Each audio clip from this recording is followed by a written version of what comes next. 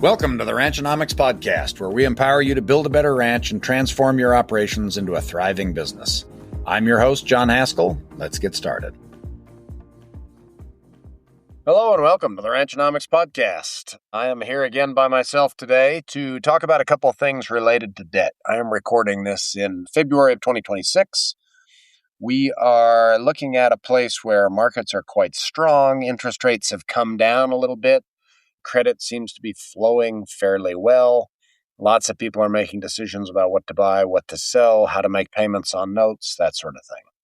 I wanted to add a quick podcast here to talk about different types of debt. I've got two separate categories of things I want to talk about.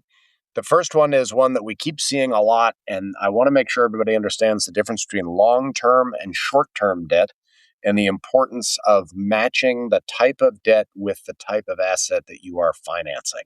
Whenever I think about debt, I always think about the debt and the asset that goes with it simultaneously. I don't ever want to sort of separate those things. We hear a lot of people talk about how much they hate debt, how much they don't want to make payments, etc. But what we often forget is that debt is what allows us to buy things like real estate. So I like living in a house, so sometimes debt comes with that. Now, it'd be great if that didn't have to happen, but that's often what does happen. Also, to be clear, I am not someone that is dogmatic about you should, absolutely never use debt. You should always use debt.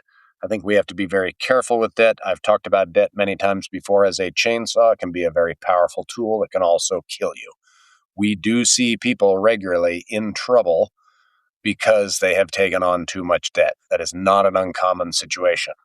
Most of the time, you can accumulate more long-term debt than you can pay, and your banker will kind of let that happen. Not because they're bad people or they mean you bad or even because they're stupid, just because you are the person that has to manage your business. You need to be responsible for that. Don't trust them to make those decisions for you. So, there's long-term debt, which we should use for long-term assets. That is what is also called term debt. So let's say we buy a pickup truck. We're going to get a 4-year loan on that pickup truck. That is a long-term debt. We can also call it intermediate. I break the world into long-term and short-term. I don't worry about intermediate.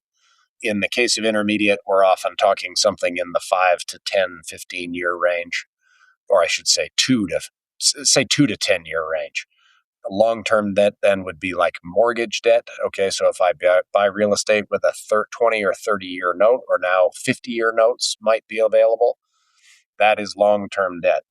Then we have short-term debt, which we should use for short-term assets. Short-term assets include things like stock or cattle, feed, seed, fertilizer, things that are going to be used to produce a crop in the current year, or the next 12 months, if not necessarily the next, the current calendar year. The reason why I'm adamant about matching these two things is because I want to match the payment schedule to the indebtedness and to the production of the underlying asset. So if I buy a stocker calf now in February and I intend to sell it at the end of the summer, let's say in August or the end of the grazing season, I will use a short-term debt instrument because I will buy that thing in this year and I am selling it, let's say 6 to 7 months from now. And then I will have the proceeds from that calf to pay off the debt.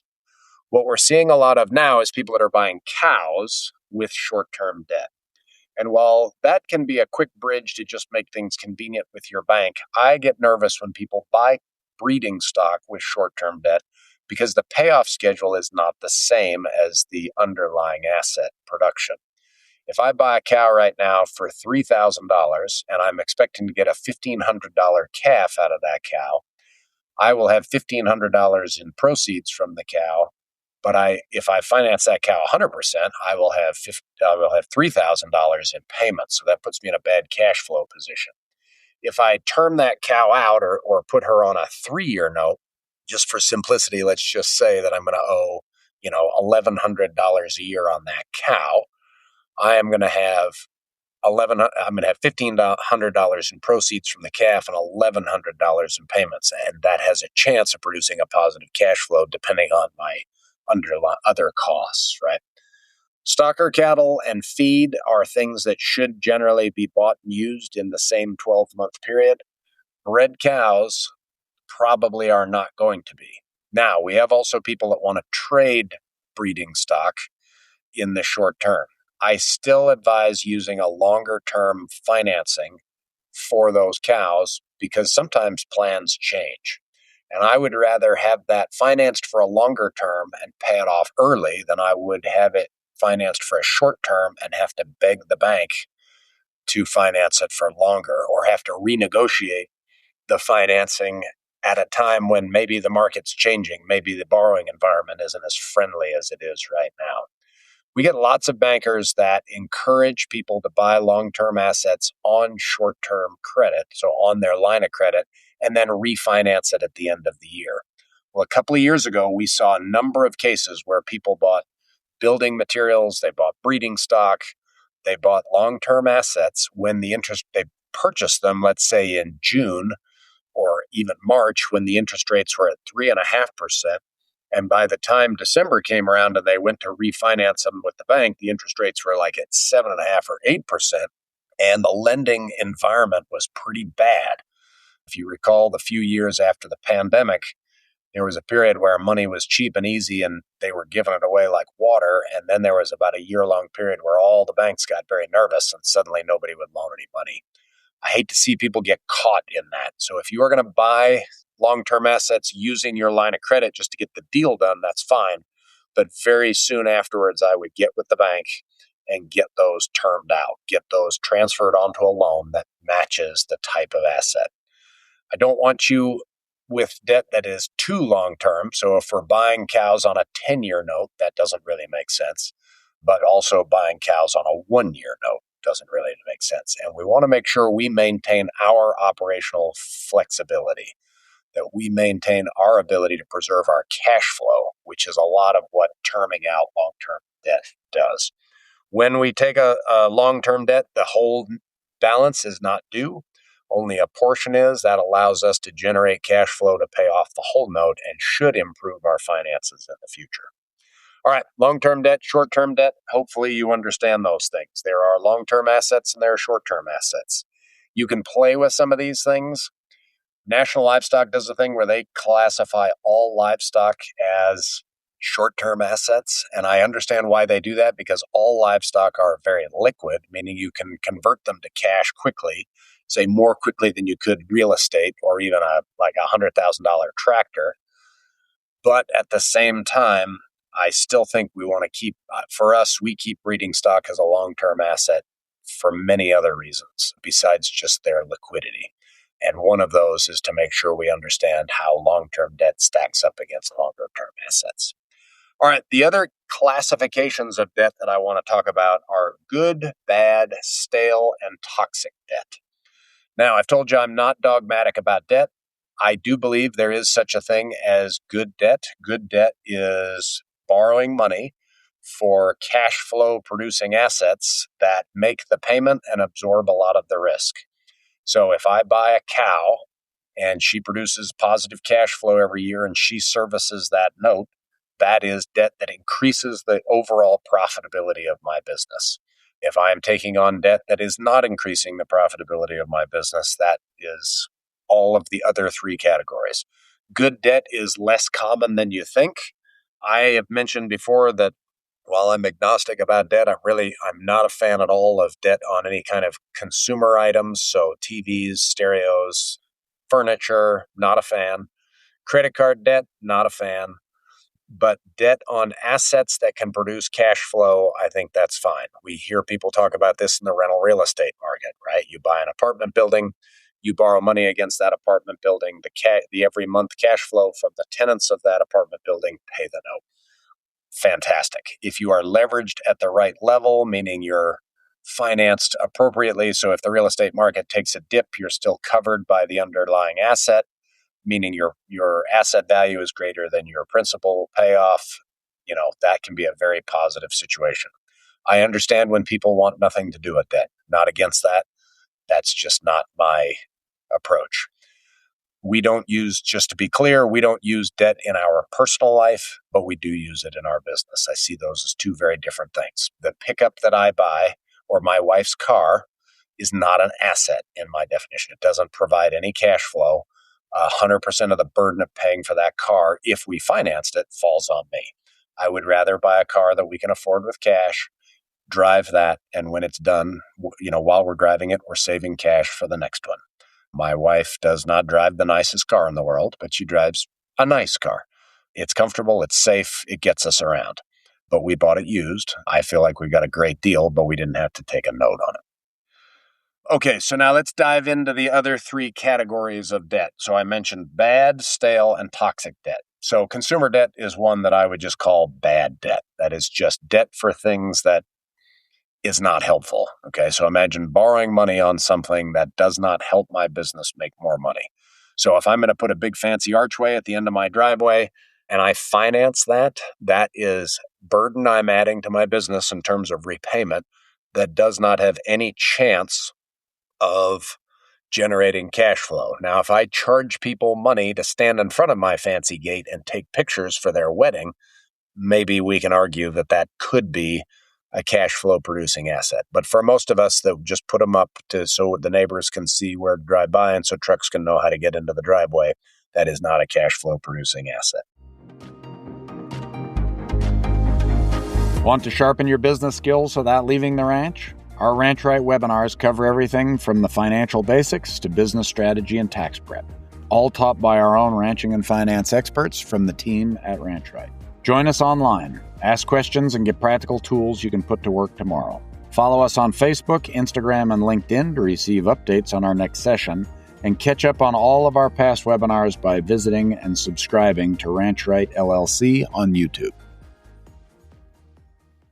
Stale debt is another one that I mentioned. Stale debt, for example, is that line of credit that you just roll over every year and the balance stays the same. So you've got a max of $100,000 on it.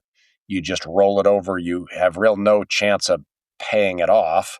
You might pay it off for 15 minutes, to renew, and then it starts again. But stale debt is that debt that just sits on your balance sheet, doesn't really go anywhere, doesn't get better, doesn't necessarily get worse, costs you money to have the interest, but it's not performing, if you will. It's not really adding much new to the business. Now, if you're in a growing business with a line of credit, you very well may stay up near the limit of that line of credit. But if the rest of the business is growing and that debt is sort of decreasing in size and your ability to repay that debt is increasing, I say decreasing in size relative to the size of the business, right? Your ability to repay is increasing, then that is not necessarily stale debt. But we see lots of cases where the bank doesn't necessarily want to term out your line of credit. They just kind of roll it over and it just sits there. It just stays kind of like a drag on the business for a long time. The last type of debt is toxic debt. This is the kind I worry most about. We are not seeing quite as much of this as we did a couple years ago, but it is around and it will come back. If we are terming out true short-term debt. So if we're taking our operating line of credit, so let's say we're a farm and we're financing seed, fertilizer, chemical, and we're doing that, and by the end of the year, we do not have enough crop sales to pay that loan off. And after 2 or 3 years of that, the banker says, okay, let's term this out. We'll put that on a 3-year note, and we'll start the line of credit over again. When we term out operating debt and we add that to our business's burden, we are making our business simultaneously more expensive to operate, right? There's more cash out going to the term loan, and often we are reducing our capacity in the business at the same time. What we find with that is that, if you term out short-term debt once, not a crisis. Usually by the second or third time, we're in a spiral whereby the burden on the business is getting significantly bigger and the productive capacity of the business is being diminished. We see cases over and over again, this year no exception, where we have people that have too much debt, where they have a very profitable business, but they're not able to make the payments. There are cases where people have $300,000 plus in annual term payments, and they have a $250,000 net income or profit. You'd think, boy, $250,000 profit, that sounds great. Well, it would be wonderful if you had $125,000 in term debt payments, but if you have $350,000 in term debt payments, it's not nearly good enough. We have to be very careful to match the long-term debt of our business to the productive capacity of our business. We have to be very careful with short-term debt that we are able to pay that in the short term. Managing debt has a lot to do with, the amounts and degrees. It also has to do with the terms. The terms are the payment schedule and the interest rates. I am also very careful to avoid, just for anybody that wonders, any kind of debt that has a prepayment penalty. I try to avoid those like the plague. If I have the money and want to get rid of debt early, then I want that flexibility. Sometimes debt will come with that prepayment penalty with maybe a little bit lower interest rate. That often is not a great deal. Depends on the circumstances, but I haven't seen very many of those that are a true advantage to the debt consumer. Hopefully this helps you understand debt a little bit more. Again, this is a topic that I don't know if we could spend enough time on.